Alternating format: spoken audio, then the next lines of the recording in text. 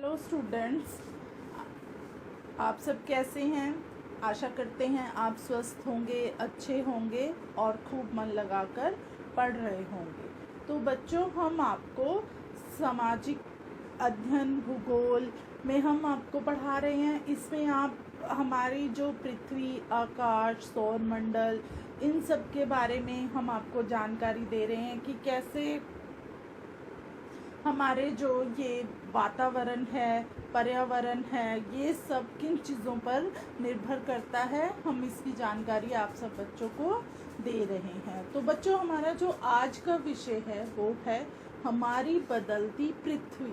तो आप इससे क्या समझेंगे कि पृथ्वी कैसे बदल रही है, हमारी पृथ्वी किस तरह से बदलती है। हमारी पृथ्वी में भी बहुत से परिवर्तन होते रहते हैं, जैसे उसकी गति बदलती रहती है।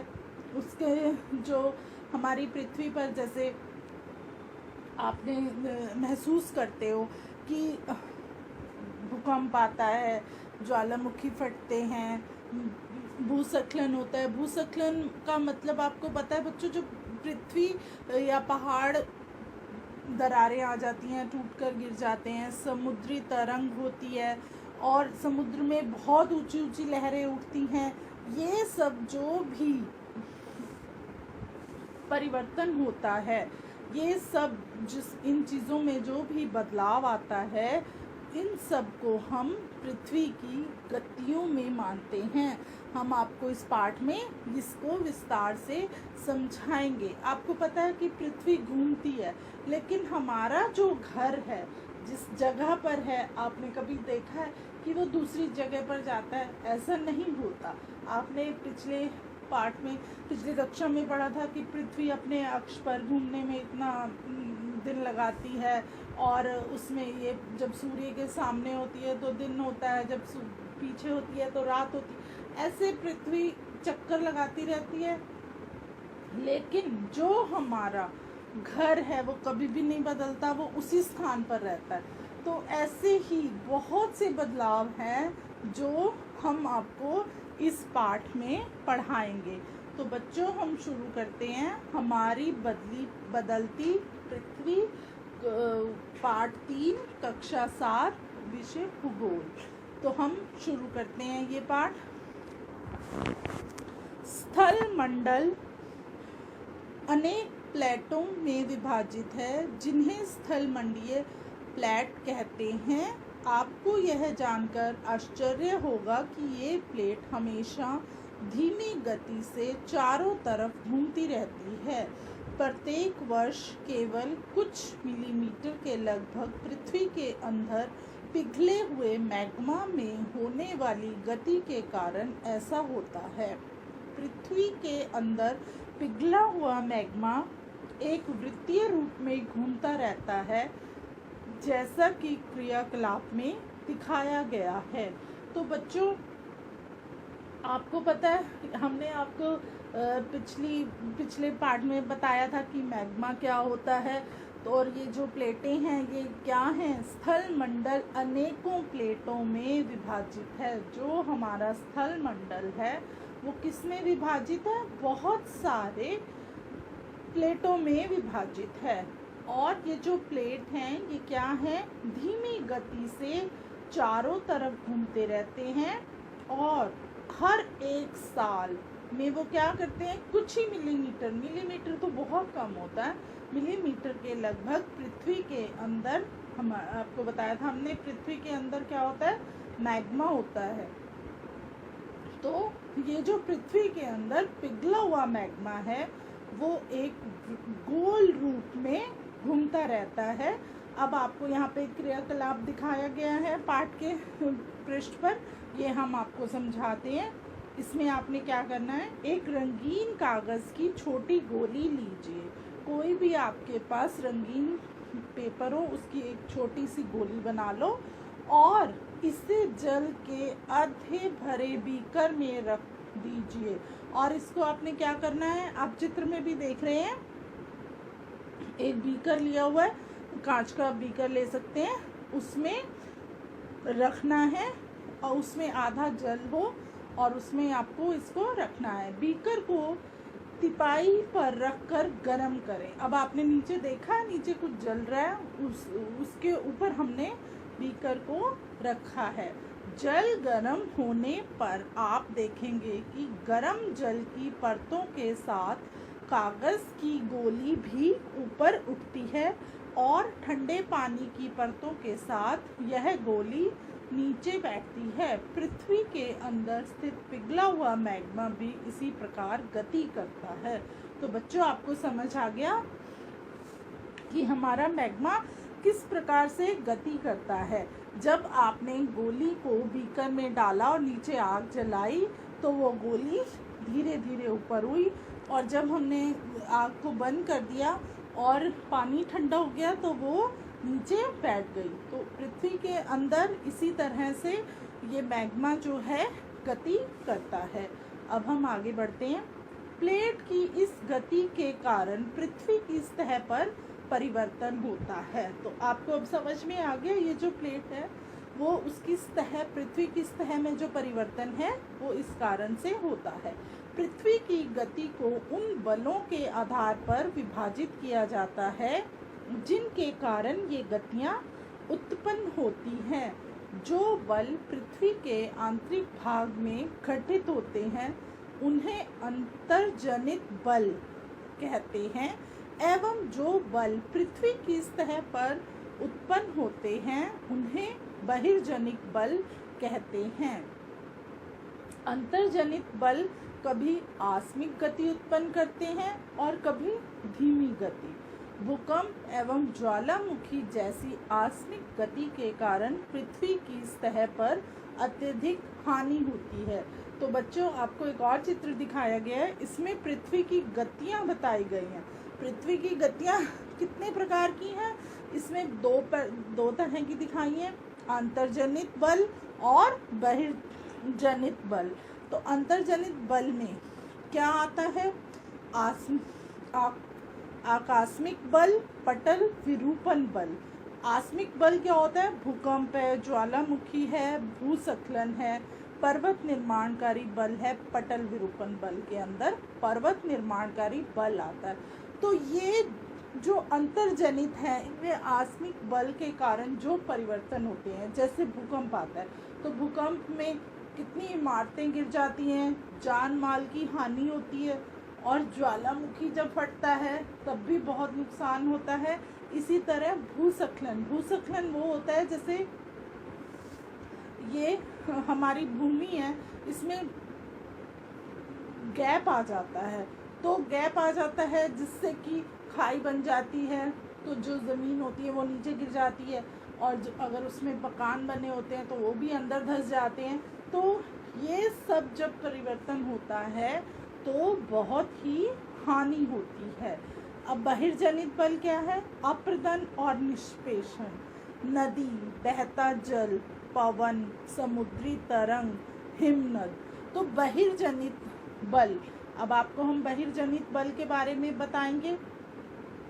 उसमें ये जब भी होता है तो क्या होता है, इसमें भी हानि तो दोनों में ही होती है। नदी का जल है जो बह रहा है, पहले नदी कैसे बह रही है, आपने देखा होगा कि आप किसी गांव में रहते हैं या गांव में जाते हैं तो आप देखेंगे कि नदी किस तरीके से बह रही है। अगर आप कुछ समय बाद जाएंगे तब आप देखेंगे कि उसकी लहरों में कितना परिवर्तन आ गया है। ऐसे ही वायु है, कभी वायु बहुत तेज़ बहती है, जब वायु तेज होती है तो भी नुकसान होता है कि पेड़ गिर जाते हैं। पेड़ अगर किसी वाहन पर गिरते हैं या कहीं किसी के ऊपर गिर जाते हैं तो भी नुकसान होता है।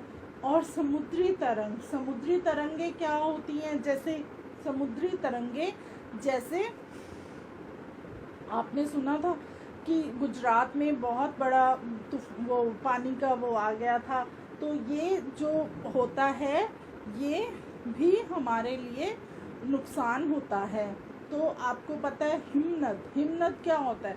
जब बहुत बर्फ गिरती है तब भी क्या होता है, ये सारी चीज़ें हैं आपको दिखाई देती हैं, और जो अंतर्जनित बल होता है ये आपको दिखाई नहीं देता है। बहिर्जनित बल आप महसूस कर सकते हैं, देख सकते हैं। इन दोनों में मेन अंतर ये है। आपको ये बात अच्छे से समझनी है कि अंतर्जनित जो पृथ्वी के अंदर घटित होता है उसको आप नहीं देख सकते हैं, और वो जब होता है तो हमारा बहुत ही हानि होती है। और जब बहिर्जनित है हम इसको देख सकते हैं, महसूस कर सकते हैं, और इससे भी हानि तो होती ही है।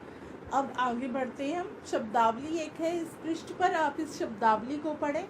भूपर्पटी स्थल मंडलीय प्लेट किसे कहते हैं? अब ये आपको स्थल मंडलीय प्लेट की परिभाषा है, आप इसको ध्यान में रखें।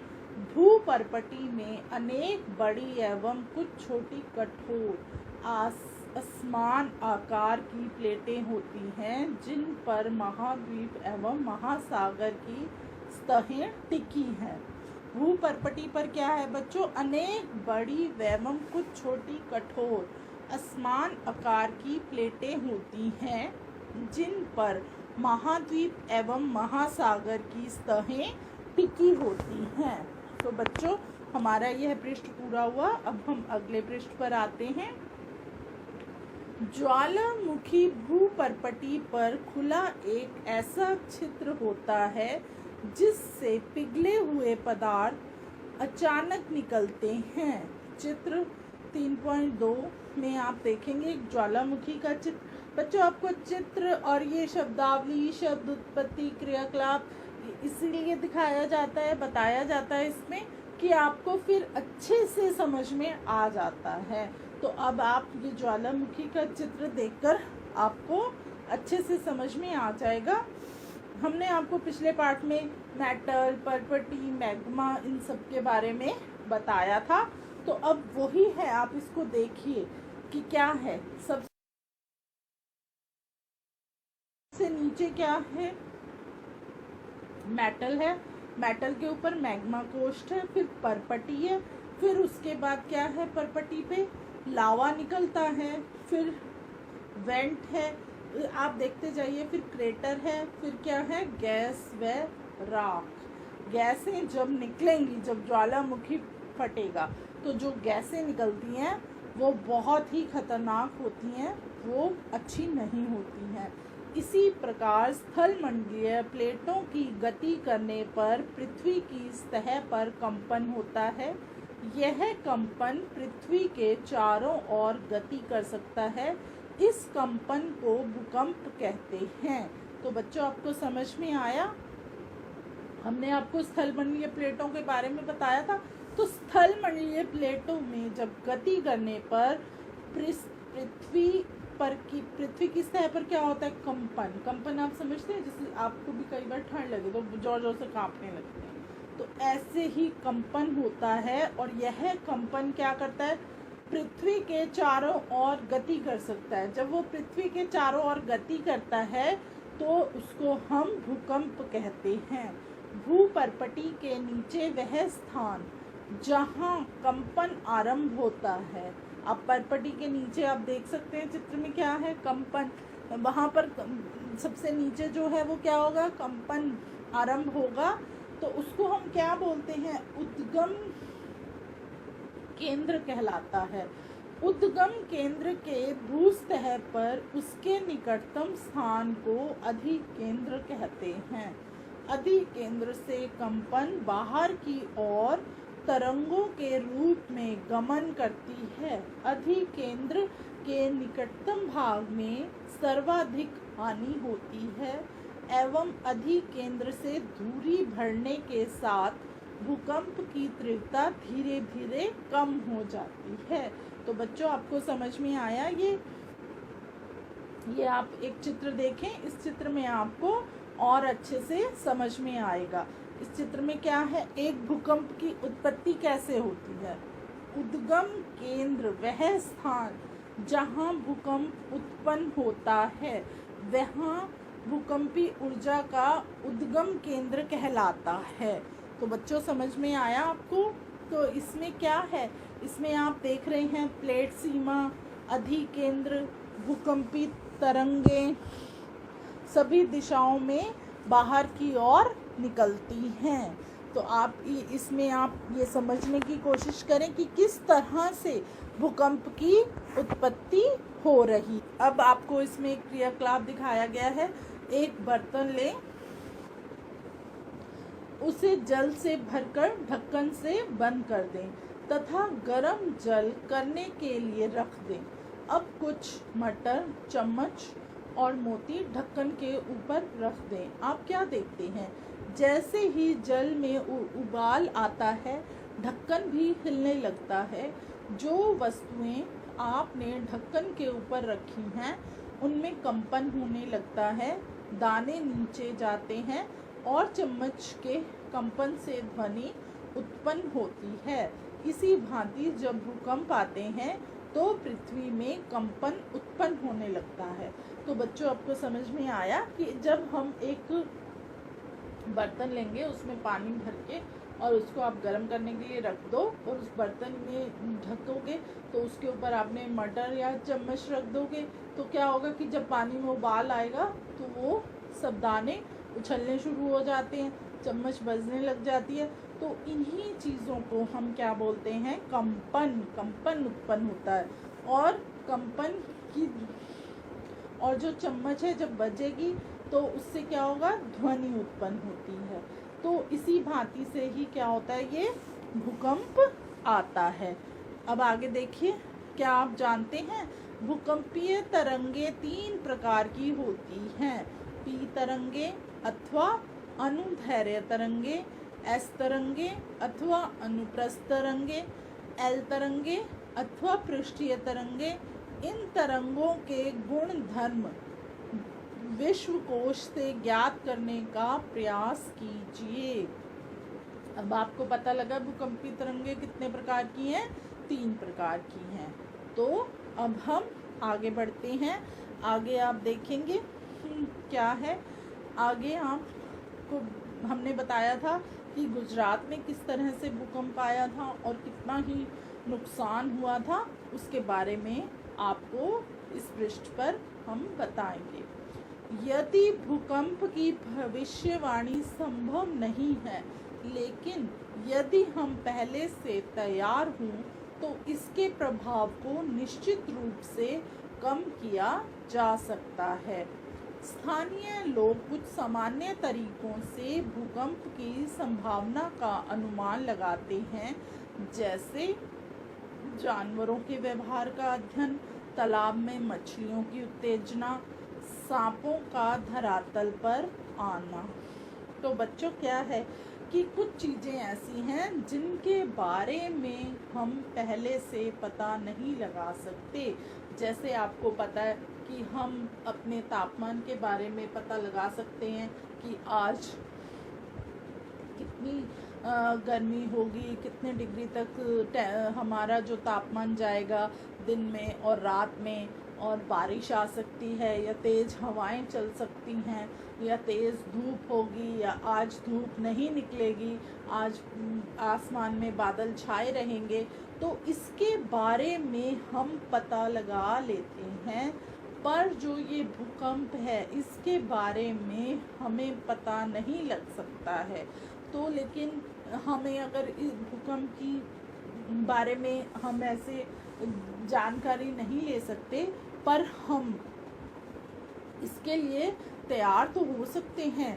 तो हम इसके प्रभाव को क्या कर सकते हैं, निश्चित रूप से कम कर सकते हैं। जैसे कुछ लोग जो होते हैं, हमारे बुजुर्ग लोग, वो कैसे भूकंप की संभावना का पता लगा लेते हैं, जैसे जानवरों का व्यवहार देखकर।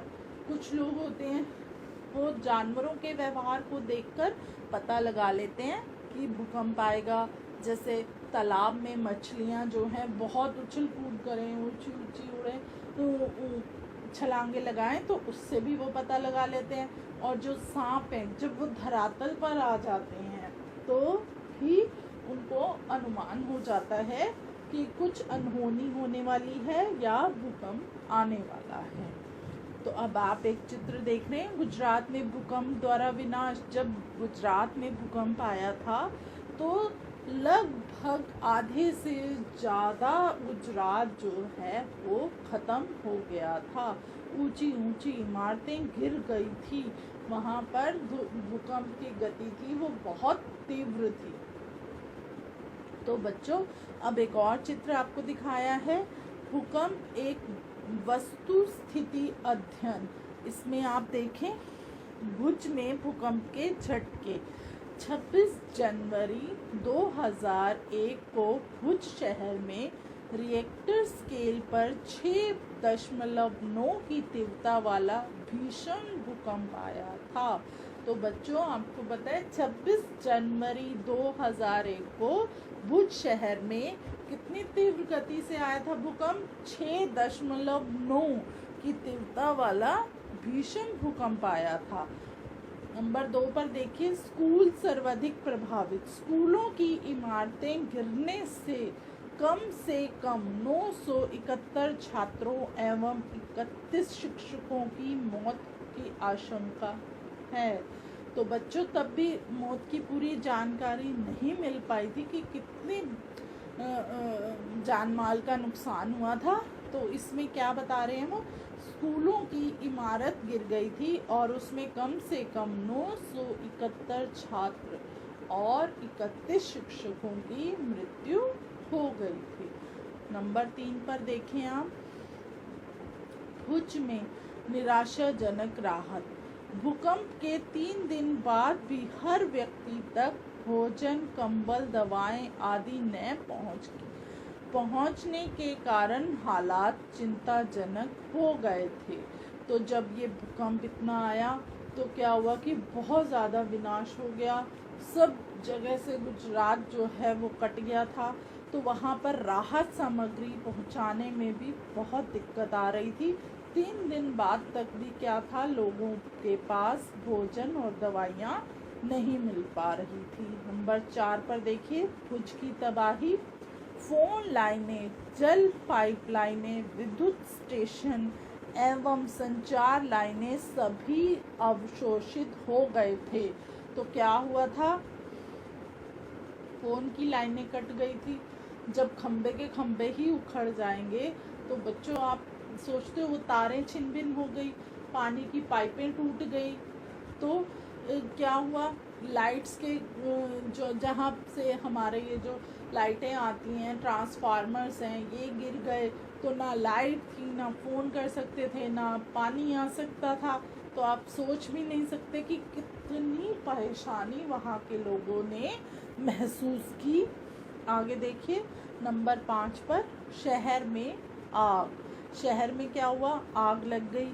चारकोल एवं अंगीठियों के पलटने के कारण अनेक स्थानों पर आग लग गई। तो क्या कि जब देखो बच्चों भूकंप आया, तीव्र गति से बिजली के खंभे उखड़ जाते, तो कहीं शॉर्ट सर्किट हो गया, कहीं कुछ हो गया। तो क्या हुआ, वहाँ पर भीषण आग लग गई। नंबर 6 पर आप देखिए, भूकंप प्रभावित क्षेत्र में आपातकाल की घोषणा। राष्ट्रपति ने आपातकालीन स्थिति की घोषणा कर दी। तो क्या किया, गवर्नमेंट को भी मालूम, किसी को पता ही नहीं था कि इतना भारी नुकसान होगा, क्योंकि भूकंप का तो हम पहले से पता भी नहीं लगा सकते हैं। तो पता नहीं लगा, तो एकदम से कोई आपदा आ जाती है, तो उस आपदा को संभालने के लिए भी तो कुछ हमें करना होता है। तो उसके लिए राष्ट्रपति आपातकालीन स्थिति की घोषणा कर दी गई। नंबर 7 पर आप देखिए, मुख्यमंत्री की केंद्र से अपील। गुजरात सरकार ने इस संकट का सामना करने के लिए केंद्र से वित्तीय सहायता मांगी। तो बच्चों अब जैसे गुजरात एक वो है, अलग से राज्य है, तो जब उसके पास कुछ भी नहीं था तो उसने केंद्र हमारा जैसे दिल्ली में केंद्र की सरकार है, तो ऐसे ही वहाँ पर उन्होंने अपील की कि हमारी मदद की जाए। तो फिर वहाँ से उनके लिए जैसे कमांडोज को भेजा गया, आर्मी को भेजा गया वहाँ पे लोगों की मदद करने के लिए। तो बच्चों आपको समझ में आया, ये हमने आपको भुज में जो भूकंप आया गुजरात में उसकी वस्तु स्थिति के बारे में बताया कि वहाँ पर उस वक्त क्या क्या हुआ। क्या आप जानते हैं, ये आप कॉलम पढ़िए। भूकंप का मापन एक यंत्र से किया जाता है जिसे भूकंपी लेखी कहते हैं।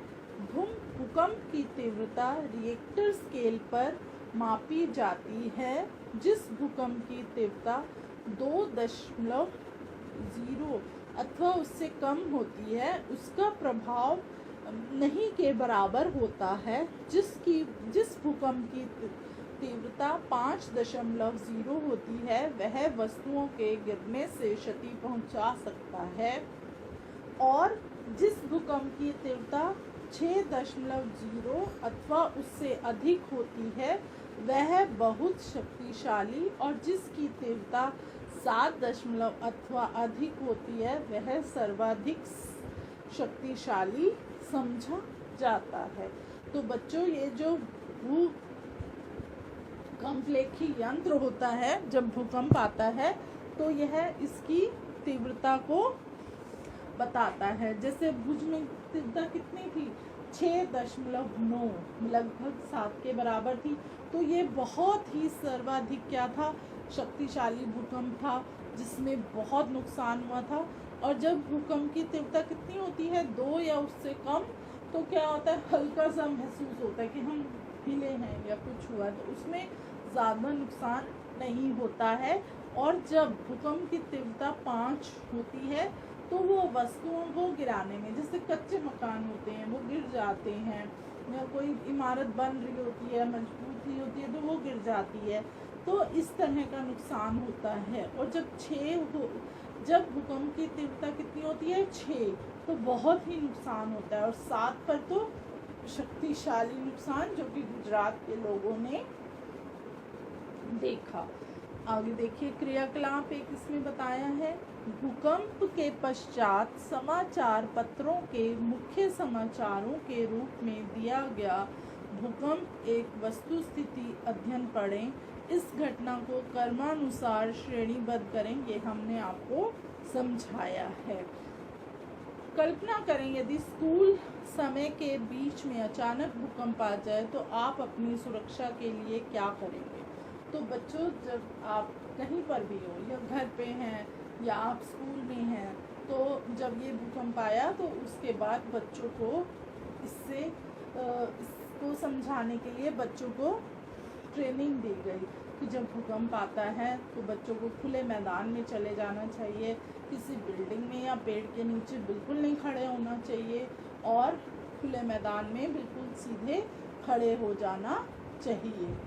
तो भूकंप की वस्तुस्थिति, इसके बारे में हमने आपको विस्तार से समझाया। अब आप आगे देखें, आगे है भूकंप से बचाव की तैयारी। भूकंप के दौरान कहाँ आश्रय लें। सुरक्षित स्थान, रसोई के काउंटर या मेज के नीचे, दीवार के अंदरूनी कोने में, इनसे दूर रहें। आग वाले स्थान, चिमनी के आसपास, तथा टूट सकने वाली खिड़कियां, दर्पण एवं तस्वीर फ्रेम से। तो बच्चों, आपने देखा कि सबसे सुरक्षित स्थान क्या है। रसोई में आपकी जैसे सेल्फ बनी होती है, आप उसके नीचे बैठ सकते हैं, मेज के नीचे बैठ सकते हैं। दीवारों में पहले समय में एक ऐसे खाने बनाए जाते थे, सर्दियों में उनमें आग जलाई जाती थी। तो आप आजकल तो ऐसा घरों में कुछ नहीं होता, पर फिर भी अगर किसी के घर में ऐसा हो तो वहाँ पे बैठ जाना चाहिए। और दूर कहाँ रहना चाहिए, दूर जैसे जहाँ पर आग है उस स्थान से दूर हो जाओ। चिमनी जहाँ पर हो उसके आसपास नहीं होना चाहिए। और जैसे पुराने घर हैं तो उनकी दीवारों खिड़कियों से दूर हो जाना चाहिए। पहले से तैयार रहें। अपने दोस्तों एवं पारिवारिक सदस्यों के बीच जागरूकता फैलाएं एवं आपदा का सामना विश्वास से करें। तो बच्चों, सबसे पहले जब भी कोई भी मुसीबत आती है तो आपके अंदर पहले विश्वास होना बहुत ज़रूरी होता है कि विश्वास अगर आपके अंदर होगा तो आप हर एक आपदा का सामना आसानी से कर सकते हैं। तो बच्चों, अब हम ये पृष्ठ हमारा समाप्त हुआ, अगले पृष्ठ पर जाते हैं। इस पृष्ठ पर आप पढ़ेंगे मुख्य स्थल कीर्तियाँ। अपक्षय एवं अप्रदन नामक दो प्रकरणों द्वारा दृश्य भूमि लगातार विघटित होती जा रही है। पृथ्वी की सतह पर शैलों के टूटने से अपक्षय की क्रिया होती है। भूदृश्य पर जल, पवन एवं हिम जैसे विभिन्न घटकों के द्वारा होने वाले क्षय को अप्रदन कहते हैं। वायु, जल आदि अपर्दित पदार्थ को एक स्थान से दूसरे स्थान पर ले जाते हैं।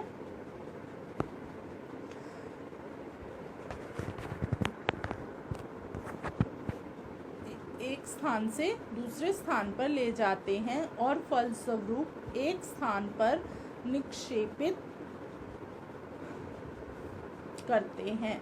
अप्रदन एवं निक्षेपण के ये प्रक्रम पृथ्वी के धरातल पर विभिन्न स्थलाकृतियों का निर्माण करते हैं। तो बच्चों, अपक्षय और अप्रदन क्या है? ये दो प्रक्रम हैं जो दृश्य भूमि पृथ्वी पर विघटित होती रहती हैं। पृथ्वी की सतह, हमने आपको पिछले पाठ में शैलों के बारे में बताया था। तो शैलों के जो टूटने की प्रक्रिया होती है उसको क्या बोलते हैं? अपक्षय बोलते हैं। और भूदृश्य पर जल, वायु, ये सब क्या हैं? पदार्थ हैं जो एक से दूसरे स्थान पर ले जाते हैं। जैसे जब तेज हवा बहती है या बहुत तेज जल का बहाव होता है, तो ये सब क्या हैं? चीज़ों को एक स्थान से दूसरे स्थान पर ले जाते हैं और फलस्वरूप एक स्थान पर निष्पेषित करते हैं। अप्रदन एवं निष्पेषण के ये प्रक्रम पृथ्वी के धरातल पर विभिन्न स्थलाकृतियों का निर्माण कर देते हैं। अब आप आगे देखेंगे नदी के कार्य। नदी के जल से दृश्य भूमि का अप्रदन होता है। नदी के जल से क्या होता है? दृश्य भूमि का अप्रदन होता है। जब नदी किसी खड़े ढाल वाले स्थान से अत्यधिक कठोर शैल या खड़े ढाल वाली घाटी में गिरती है तो यह जल प्रताप बनाती है। आप ये चित्र देख रहे हैं, इस चित्र में क्या है? एक जल प्रताप है। उसमें आप देख रहे हैं कि पानी कैसे ऊपर से नीचे आ रहा है। कठोर शैल आपको दिखाया है, जल की शक्ति द्वारा काटे गए मृदु शैल भी दिखाए गए हैं। जब नदी मैदानी क्षेत्र में प्रवेश करती है तो वह मोड़दार मार्ग पर बहने लगती है। नदी के इन्हीं बड़े मोड़ों को विसर्प कहते हैं। इसके बाद विसर्पों के किनारों पर लगातार अपरदन एवं निष्पेषण शुरू हो जाता है। विसर्प लूप के सिरे निकट आ जाते हैं। समय के साथ विसर्प लूप नदी से कट जाते हैं और एक अलग झील बनाते हैं जिसे चाप झील भी कहते हैं। कभी कभी नदी अपने तटों से बाहर बहने लगती है। फलस्वरूप निकटवर्ती क्षेत्रों में बाढ़ आ जाती है। बाढ़ के कारण नदी के तटों के निकटवर्ती क्षेत्रों में महीन मिट्टी एवं अन्य पदार्थों का निष्पेषण करती है। ऐसी मिट्टी एवं पदार्थों को अवसाद कहते हैं। इससे समतल उपजाऊ बाढ़कृत मैदान का निर्माण होता है। नदी के उत्थित तटों को तटबंध कहते हैं। समुद्र तक पहुँचते पहुँचते नदी का प्रभाव धीमा हो जाता है तथा नदी अनेक धाराओं में विभाजित हो जाती है। तो बच्चों, आपने इसमें क्या पढ़ा कि जब नदी है मैदानों में प्रवेश करती है तो वो क्या करती है, जैसे मुड़ जाती है और उसके बाद बहने लगती है नदी के इन मोड़ों को क्या बोलते हैं? विसर्प। जैसे सांप है, आपने कभी सांप को चलते हुए देखा है? वो कभी भी सीधा नहीं चलता है, वो ऐसे टेढ़ा रेंगता हुआ जाता है। तो ये आप चित्र देख रहे हैं, इस चित्र में आप समझ जाएंगे कि सांप इसी तरह से चलता है। तो ये इसको हम क्या बोलते हैं? विसर्प बोलते हैं। इसके बाद विसर्पों के किनारों पर लगातार क्या होता है? अप्रदन हो जाता है। जैसे नदी सीधी बहती रहेगी तो वो एक ही दिशा में बह रही है। जब वो टेढ़ी मेढ़ी होकर बहती है तो क्या होता है कि वो उस जगह से कट जाती है, अपना अलग एक वो रास्ता बना लेती है। तो हम इसको क्या बोलेंगे? चांप झील बोलते हैं। कभी कभी नदी जो है अपने तटों से बाहर बहने लग जाती है, और जिससे क्या होता है? निकटवर्ती क्षेत्रों में बाढ़ भी आ जाती है। बाढ़ के कारण बाढ़ जब आती है तो नदी के तटों के निकटवर्ती क्षेत्रों में क्या होता है? महीन मिट्टी और अन्य पदार्थों का निष्पेषण होता है। आपको समझ में आ गया ये? अब क्या है कि नदी के उत्तरधिक तटों को क्या बोलते हैं? तटबंध। आप इसमें देख रहे हैं चित्र में विसर्प, फिर चांप झील आपको अलग से दिखाई गई है, बाढ़ का मैदान दिखाई गया है, और तटबंध दिखाया गया है।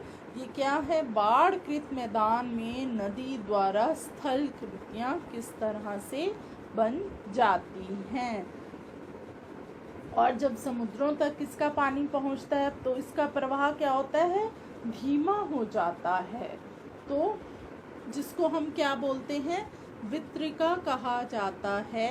यहाँ नदी इतनी धीमी हो जाती है कि यह अपने लाए हुए साथ मलबे का निष्पेषण करने लगती है।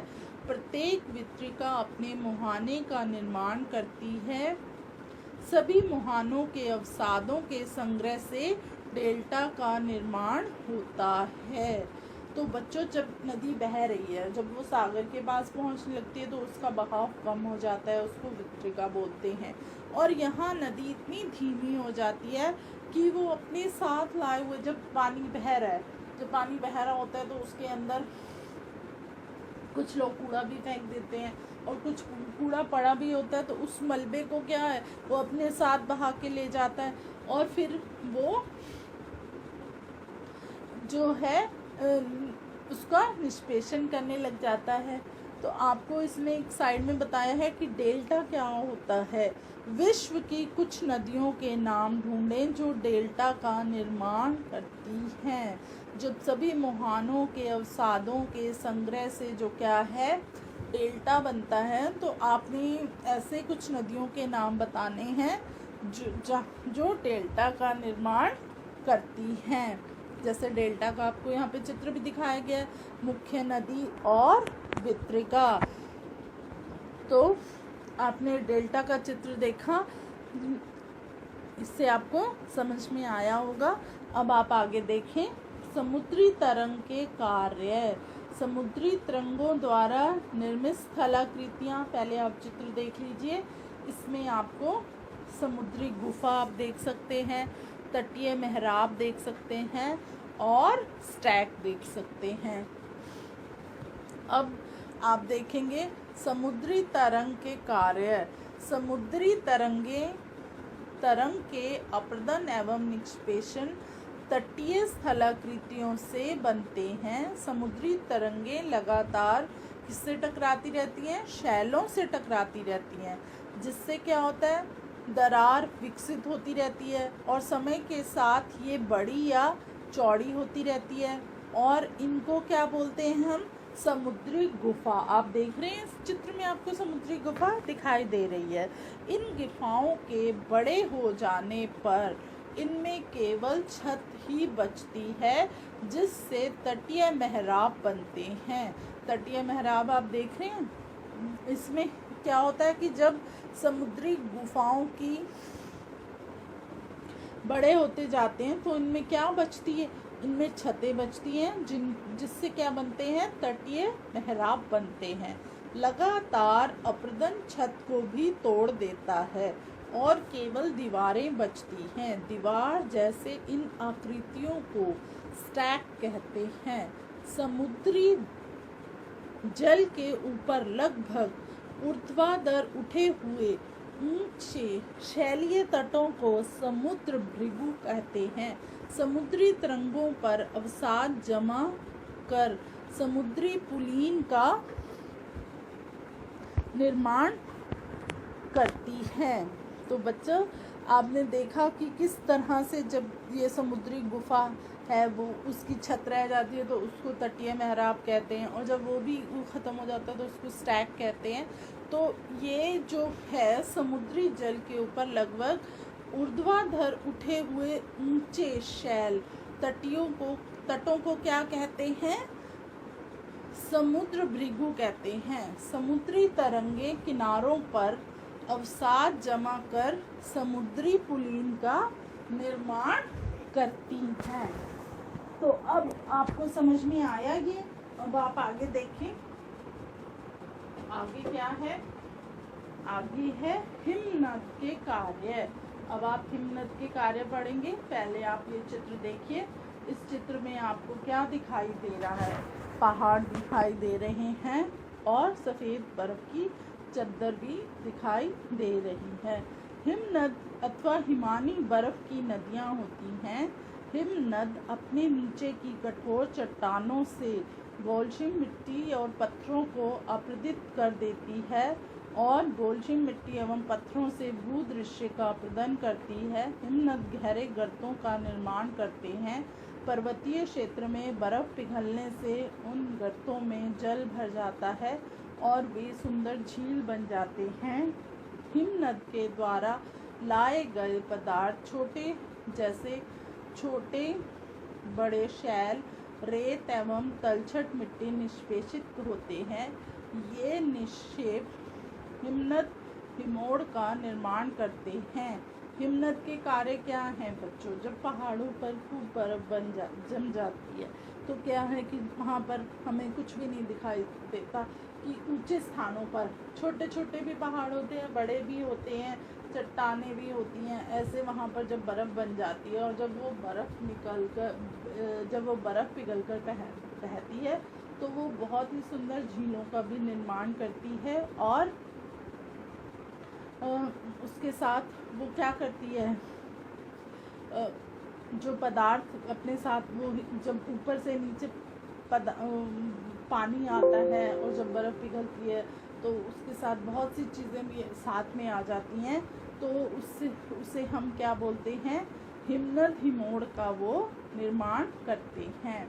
अब आप पवन के कार्य देखिए।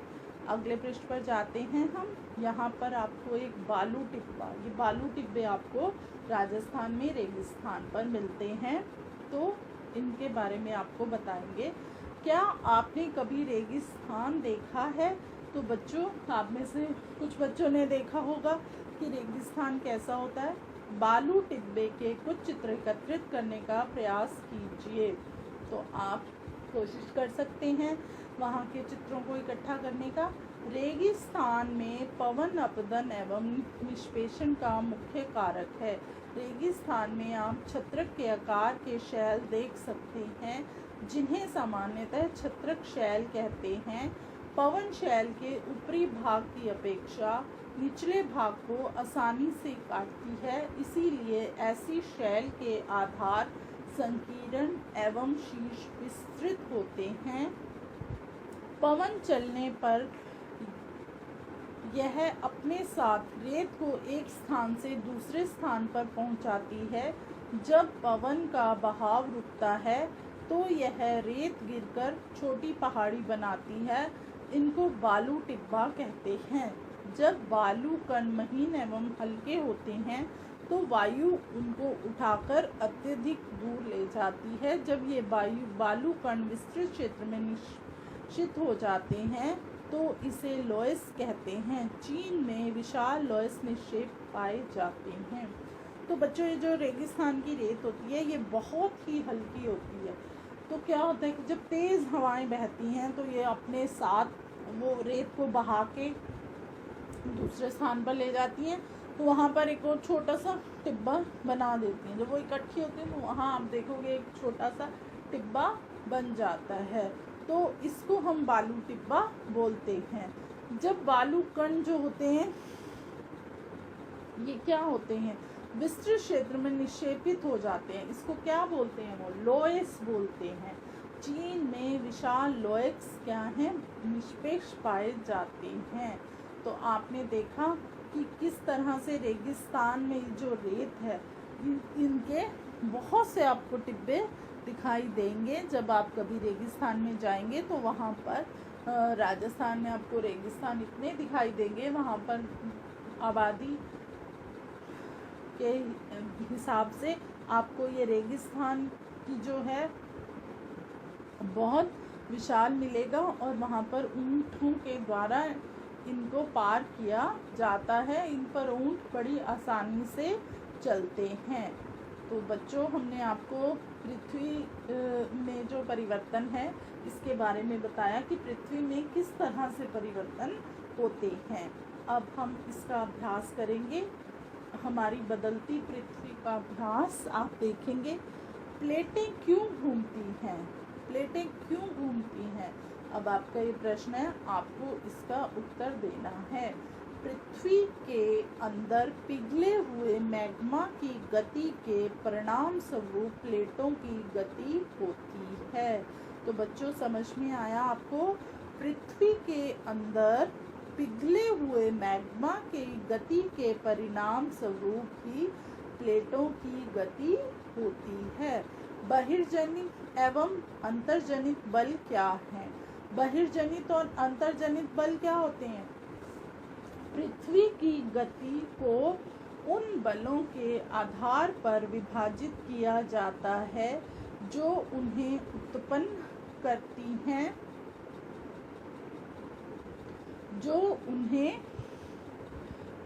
करती हैं, इसीलिए पृथ्वी के आंतरिक भाग में कार्य करने वाले बलों को अंतर्गत बल कहा जाता है, और जो बल पृथ्वी की सतह पर कार्य करते हैं उन्हें बहिर्जनित बल कहा जाता है। आपको समझ में आ गया बहिर्जनित और अंतर्जनित बल क्या हैं?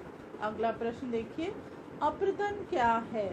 अप्रदन को जल, वायु और बर्फ जैसे विभिन्न कारकों द्वारा भूदृश्य के नष्ट होने के रूप में परिभाषित किया गया।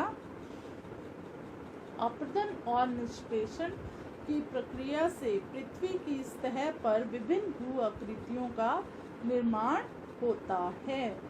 बाढ़कृत मैदान का निर्माण कैसे होता है? अब इस प्रश्न का उत्तर देंगे। बाढ़कृत मैदान का निर्माण कैसे होता है? जब कोई नदी अपने किनारों को ओवरफ्लो करती है तो इसके परिणाम स्वरूप उसके आसपास के क्षेत्र में बाढ़ आ जाती है। जब यह बाढ़ आती है तो यह महीन मिट्टी और तलछट नामक अन्य सामग्री की एक परत जमा करती है। इस प्रकार मिट्टी की एक उपजाऊ परत का निर्माण होता है जिसे बाढ़ का नाम दिया जाता है। बालू, अगला प्रश्न देखिए आप, बालू टिब्बा क्या है? तो बच्चों, बालू टिब्बा क्या है? जब हवा चलती है तो वह रेत को उठाती है और एक स्थान से दूसरे स्थान पर ले जाती है। जब हवा चलनी बंद हो जाती है तो रेत गिरती है और निचली पहाड़ी जैसी संरचनाओं में जमा होती है, जिन्हें बालू टिब्बा कहते हैं। यह कहाँ पर? यह ज़्यादातर रेगिस्तान इलाकों में पाई जाती है। समुद्री पुलीन का निर्माण कैसे होता है? समुद्र की लहरें समुद्र के किनारे तलछट जमा करती हैं। इसके परिणाम स्वरूप समुद्र तटों का निर्माण होता है। चांप झील क्या है? हमने आपको बताया था चांप झील जब हम पाठ पढ़ रहे थे जब नदी मैदानी इलाकों में प्रवेश करती है तो वह मुड़ जाती है और बड़े मोड़ बनाती है, जिसे चाँप झील कहा जाता है। समझ में आया बच्चों आपको? अब हम सही उत्तर पर निशान लगाएंगे। इनमें से कौन सी समुद्री तरंग की विशेषता नहीं है? शैल, किनारा, समुद्री गुफा। तो बच्चों समुद्री तरंग की विशेषता नहीं है, हम किनारे पर टिक लगाएंगे। हिमनद की निष्पेषण विशेषता क्या है? बाढ़कृत मैदान, कुलीन या हिमोड़? तो इसमें क्या आएगा? हिमोड़ पर आप टिक लगाएंगे। पृथ्वी की आकस्मिक गतियों के कारण कौन सी घटना होती है? पृथ्वी की में जब बहुत सी गतियाँ पृथ्वी में जब आकस्मिक गति होती है तो क्या होता है? किस पर आपको टिक लगाना है? ज्वालामुखी, वलन या बाढ़कृत मैदान? तो आप इसमें लगाएंगे ज्वालामुखी। छत्रक शैल पाई जाती है रेगिस्तान में, नदी घाटी में या हिमनद में? तो छत्रक शैल कहाँ पर पाई जाती है? रेगिस्तान में। चाँप झील यहाँ पाई जाती है। तो बच्चों चाँप झील कहाँ पाई जाती है? हिमनद, नदी घाटी या रेगिस्तान? तो चाँप झील नदी घाटी में पाई जाती है। नदी घाटी पर बच्चों आप टिक लगाएंगे। तो अब हम आगे बढ़ते हैं। आगे आप देखेंगे क्या है अगला प्रश्न हमारा। अगले पृष्ठ पर निम्नलिखित संबंधों को मिलाकर सही जोड़े बनाने हैं। तो आपको अब जोड़े बनाने हैं। हिमनद, हिमनद क्या है? बर्फ की नदी। और फिर उसके बाद बच्चों क्या है? विसर्प, विसर्प क्या होता है बच्चों? विसर्प नदियाँ, विसर्प हम नदियों से इसका मिलान करेंगे। फिर है कुलीन, कुलीन क्या है? हमारे समुद्री तट। फिर बालू टिब्बा, बालू टिब्बा क्या है बच्चों? रेगिस्तान। फिर उसके बाद आप देखेंगे जल प्रताप, जल प्रताप है हमारा कठोर संस्तर शैल। फिर भूकंप, भूकंप क्या है? पृथ्वी का कंपन।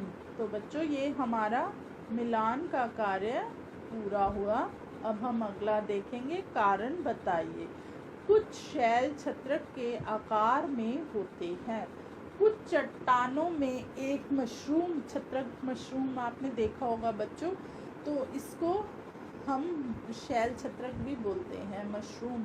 आप इसको मशरूम समझ के भी शैल छत्रक को बता सकते हैं कि कुछ शैल छत्रक के आकार में होते हैं, मतलब मशरूम के आकार में होते हैं, क्योंकि ये रेगिस्तान में हवा ऊपरी भाग की तुलना में चट्टान के निचले हिस्से को अधिक नष्ट कर देती है, जिससे चट्टान का आधार संकरा और ऊपरी भाग चौड़ा हो जाता है, जिसको यह एक मशरूम का आकार देता है। अब अगला प्रश्न है, बाढ़ के मैदान बहुत उपजाऊ होते हैं, इसका कारण बताइए। बाढ़ के मैदान बहुत उपजाऊ होते हैं क्योंकि कभी कभी जब नदी का पानी ओवरफ्लो हो जाता है तो इसके परिणाम स्वरूप पड़ोसी क्षेत्रों में बाढ़ आ जाती है।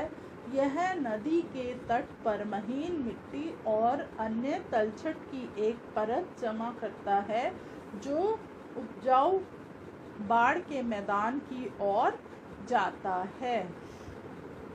आगे देखिए, समुद्री गुफा स्टैक के रूप में परिवर्तित हो जाती है। इसका हम कारण बताएंगे कैसे होती है। जब समुद्री गुफाओं में गुहाएं बड़ी हो जाती हैं तो गुफाओं की केवल छत बची रहती है तो समुद्री मेहराब बनती है। इसके अलावा कटाव के कारण छत गायब हो जाती है और केवल दीवारें बरकरार रहती हैं, जिससे समुद्री गुफाएं ढेर हो जाती हैं। आगे देखिए, भूकंप के दौरान इमारतें गिरती हैं। जब स्थलमंडलीय प्लेटें चलती हैं तो पृथ्वी की सतह में कंपन होता है और फिर ये कंपन तरंगों के रूप में ऊपरी केंद्र से बाहर की ओर यात्रा करते हैं, जिससे अचानक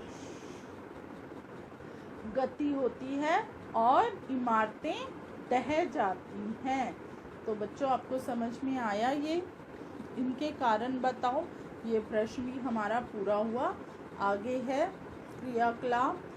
नीचे दिए गए चित्रों को देखो। यह नदी द्वारा निर्मित स्थलाकृतियां हैं। इन्हें पहचानिए और बताइए कि ये नदी के अपरदन और निष्पेषण अथवा दोनों का परिणाम है। तो आप बच्चों चित्र देख सकते हैं और इस चित्र में स्थलाकृति और इसके प्रकार आप स्वयं करेंगे। तो आपको समझ में आया? यह हमारा अभ्यास कार्य भी समाप्त हुआ और इसमें आगे कॉलम दिया हुआ है, इसको भी आपने करना है। तो इस अध्याय में हमने बच्चों आपको हम इसका अब एक थोड़ा सा सारांश रूप में भी इस पाठ का बताते हैं कि क्या है। आपने जो ये हमारा पाठ था पृथ्वी के बदलते, हमारी बदलती पृथ्वी, इसका एक थोड़ा सा हम आपको सारांश बताएंगे कि क्या था, हमने इसमें क्या क्या पढ़ा। तो आप ये ध्यान से सुनिए। पृथ्वी पर बदलते पर्यावरण और उसके प्रभाव आपको हमने बताए। भूकंप पर बताया कि भूकंप कैसे गुजरात में आया था, तो वहाँ की सारी स्थिति के बारे में हमने आपको बताया। फिर प्रमुख भूमि रूप आपको बताया, नदी का कार्य बताया, लहरों का, समुद्री लहरों का कार्य बताया, बर्फ़ का काम, और जब तेज़ हवा या पवन बहती है तो हमने उसके बारे में आपको बताया। तो बच्चों ये हमारा पाठ का सारांश था कि हमने आपको इस पाठ में क्या क्या समझाया। तो आप सभी बच्चों का बहुत बहुत धन्यवाद कि आपने इस पाठ को अच्छे से सुना और समझा। आप बच्चों इस भूगोल में आप हमारी पृथ्वी पर क्या क्या है, कैसे परिवर्तन होते हैं और कैसे आप इसमें हमारी पर्यावरण के बारे में और सब चीज़ों के बारे में हम आगे आगे आपको अच्छे से समझाएंगे। तो आप सभी बच्चे मन लगाकर पढ़ाई करें। सभी बच्चों का बहुत बहुत धन्यवाद।